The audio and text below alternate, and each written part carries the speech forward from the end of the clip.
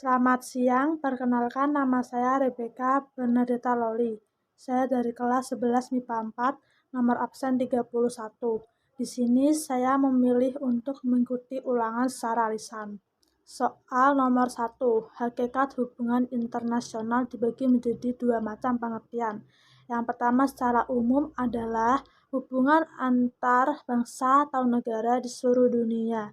Yang kedua secara khusus adalah menurut rencana strategis politik luar negeri Indonesia, hubungan internasional yaitu hubungan antar bangsa dalam segala aspeknya yang dilakukan oleh suatu negara untuk mencapai kepentingan nasional negara tersebut.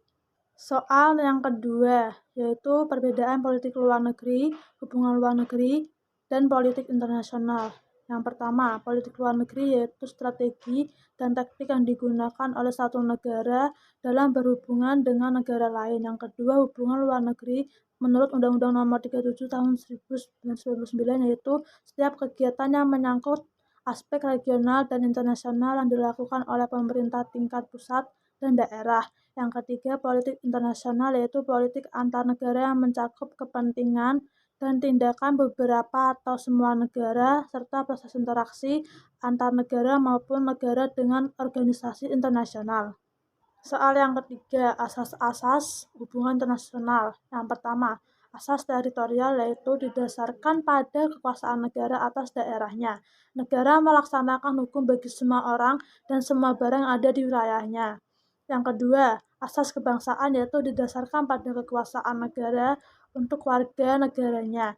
Menurut asas ini, setiap warga negara tetap mendapatkan perlakuan hukum dari negaranya, dimanapun ia berada. Asas ini mempunyai kekuatan ekstrateritorial yang menyatakan bahwa hukum dari suatu negara tetap berlaku bagi warga negaranya, walaupun ia berada di negara asing. Yang terakhir, yang ketiga, asas kepentingan umum yaitu didasarkan pada wewenang negara untuk melindungi dan mengatur kepentingan dalam kehidupan masyarakat. Selanjutnya, soal yang keempat. Faktor penentu dalam hubungan internasional dibagi 4 macam. Yang pertama, kekuatan nasional, yang kedua, jumlah penduduk, yang ketiga, sumber daya alam, dan yang keempat adalah letak geografis. Selanjutnya, soal yang kelima. Landasan hukum hubungan internasional dibagi menjadi 6 macam. Yang pertama Pancasila, sila kedua, yang kedua pembukaan Undang-Undang Dasar NRI tahun 1945 alinea 4. Yang ketiga Piagam PBB pasal 1. Yang keempat Perjanjian Internasional, yang kelima Deklarasi Hukum Laut Internasional, dan yang keenam Konvensi Internasional. Selanjutnya soal nomor 6. Sarana hubungan internasional dibagi menjadi 4 macam. Yang pertama diplomasi, yang kedua ekonomi, yang ketiga propaganda, dan yang keempat kekuatan militer. Selanjutnya soal yang ketujuh. Subjek hukum internasional dibagi menjadi 6. Yang pertama negara, yang kedua organisasi internasional, yang ketiga tata suci, yang keempat palang merah internasional, yang kelima individu, dan yang keenam pihak yang bersengketa. Selanjutnya soal nomor 8 yaitu mengapa hubungan internasional penting bagi bangsa Indonesia. Yaitu pertama, suatu bangsa yang merdeka tidak dapat hidup sendiri. Yang kedua, untuk menjaga kelangsungan hidup dan mempertahankan kemerdekaan suatu negara membutuhkan negara lainnya. Yang ketiga, berkembangnya iptek yang lebih cepat membuat suatu negara akan berpengaruh pada negara lainnya. Yang keempat, tidak selamanya suatu negara dapat memenuhi kebutuhan hidupnya sendiri.